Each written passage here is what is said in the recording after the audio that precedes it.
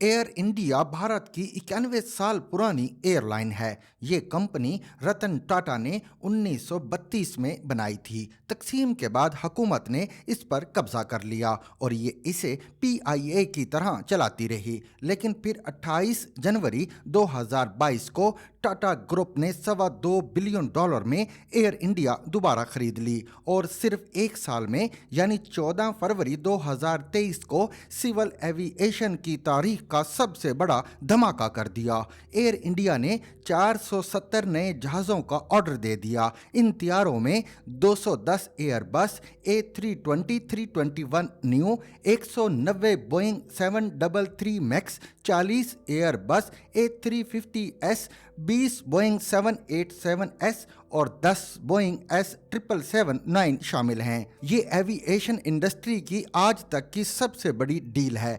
इसकी मालियात $60 बिलियन है और ये उस मुल्क में हो रहा है जो 1990 की दहाई तक पाकिस्तान की तरक्की को हैरत से देखता था। आप ये खबर पढ़ने के बाद एक लम्हे के लिए रुकिए और सोचिए, आज इंडिया कहाँ चला गया और हम कहाँ आ गए हैं। हम $1.5 बिलियन के लिए IMF के सामने एड़ियां रगड़ रहे हैं, जबकि भारत में एक कंपनी $60 बिलियन की डील कर रही है और अमेरिकी सदर जो बाइडन, फ्रेंच सदर एमानुएल मैक्रोन और बरतानवी वजीर आजम ऋषि सुनाक भारतीय वजीर आजम नरेंद्र मोदी को मुबारकबाद पेश कर रहे हैं। भारत इस डील के साथ साथ दुबई और दोहा स्टैंडर्ड के 80 नए एयरपोर्ट्स भी बना रहा है, जिसके बाद इंडिया एशिया में सिविल एविएशन का सबसे बड़ा मरकज बन जाएगा। ये चीन को भी पीछे छोड़ देगा। एयर इंडिया से सालाना 7 करोड़ मुसाफिर दुनिया जहां की सैर करेंगे। आप दूसरी बार रुकिए और सोचिए, क्या हम आज एयर इंडिया को पीआईए के साथ कंपेयर कर सकते हैं? और हम अगर करते हैं तो दोनों में कितना फर्क होगा? अगला सवाल, भारत और हम में क्या फर्क है? क्या ये सच नहीं है हमारा डीएनए भी एक है? हमारी जुबान, खानों, लिबास, कल्चर और रहन सहन में भी कोई फर्क नहीं। गर्मी, सर्दी, गर्दो गुबार, रवैये, नफरत और मार धाड़ भी एक जैसी है और हम मसाले भी एक जैसे इस्तेमाल करते हैं, लेकिन वो आगे दौड़ रहे हैं और हम पीछे। आखिर क्यों? और तीसरा सवाल, क्या इस मुल्क में कोई शख्स कौमी जवाल की वजूहात पर गौर कर रहा है? और क्या हम रुक कर, ठहर कर और सांस लेकर अपनी गलतियों का एतराफ़ कर रहे हैं? इसका सीधा साधा जवाब है हरगिज़ नहीं। हम अगर आज भी सोच समझ रहे होते तो शायद जवाल की चट्टान से फिसलने का ये सिलसिला रुक जाता। लेकिन जब कौमों की मत मारी जाती है तो फिर उन्हें धूप में पड़ी हकीकतें भी दिखाई नहीं देती। हम इसकी बदतरीन मिसाल हैं। आप आज की सियासी सर्कस ही देख लें। 2 दिन पहले लाहौर हाई कोर्ट में क्या होता रहा। जज बैठकर इमरान खान का इंतजार कर रहे हैं और ट्विटर पर लाहौर हाई कोर्ट पहुंचे का ट्रेंड चल रहा था। और जब तक पीटीआई के कारकुनों ने लाहौर हाई कोर्ट को मुकम्मल तौर पर यरगमाल नहीं बना लिया, इमरान खान उस वक्त तक इहाता अदालत तक नहीं पहुंचे। अदालत ने समझदारी का सबूत दिया, उसने इमरान खान की जमानत ले ली, वरना दूसरी सूरत में लाहौर हाई कोर्ट के खिलाफ ट्रेंड भी तैयार थे और जजों के लिए जमानत मुस्तरद होने के बाद अदालत से निकलना मुश्किल हो जाना था। एक तरफ ये ड्रामा चल रहा था और दूसरी तरफ सदर ने 9 अप्रैल का नोटिफिकेशन जारी कर दिया। इस नोटिफिकेशन ने एक नया बहरान पैदा कर दिया। हुकूमत का ख्याल है सदर सुप्रीम कोर्ट पर दबाव डाल रहे हैं कि ये आगे बढ़े, सोमोटो नोटिस ले और इलेक्शन कमीशन और हुकूमत को इलेक्शन कराने पर मजबूर करे। रजिस्ट्रार सुप्रीम कोर्ट ने ऐवान सदर और इलेक्शन कमीशन से खतूत की कापियां भी मंगवा ली हैं। ये तो भी किसी वक्त चल जाएगी और यूं आईनी और सियासी बहरान में इजाफा हो जाएगा। और पाकिस्तान तहरीक इंसाफ ने गिरफ्तारियां देना भी शुरू कर दी हैं। उधर हुकूमत से मईशत नहीं चल रही। क्यों नहीं चल रही? क्योंकि ब्यूरोक्रेसी 10 माह से हाथ पर हाथ रखकर सियासी सर्कस देख रही है। सवाल ये है, क्या इस सूरत हाल में मुल्क चल सकेगा? आप जरा सियासी मामलात को मेज पर रख कर देखें। عمران خان کی صرف ایک خواہش ہے، یہ چاہتے ہیں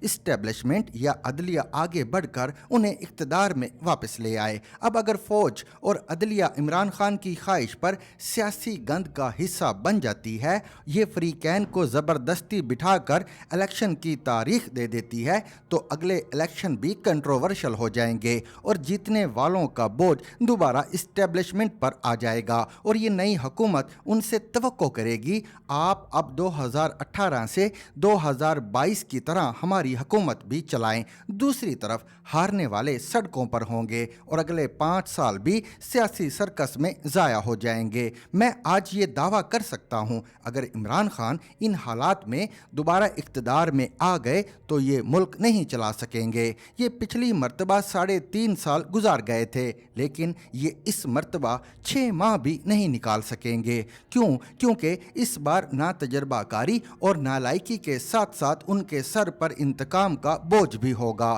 اور یہ عملاً سڑکوں پر پھانسیاں دینے لگیں گے، جس سے ملک کا رہا سہا بھرم بھی ختم ہو جائے گا۔ اور دوسری صورت میں اگر الیکشن نہیں ہوتے اور یہ حکومت اسی طرح جاری رہتی ہے تو بھی انجام مختلف نہیں ہوگا۔ ملک الیکشن تک پہنچتے پہنچتے اپنی ساری ہمت ہار دے گا۔ چنانچہ پھر حل کیا ہے؟ اس صورتحال کا حل سیدھا اور سادہ ہے۔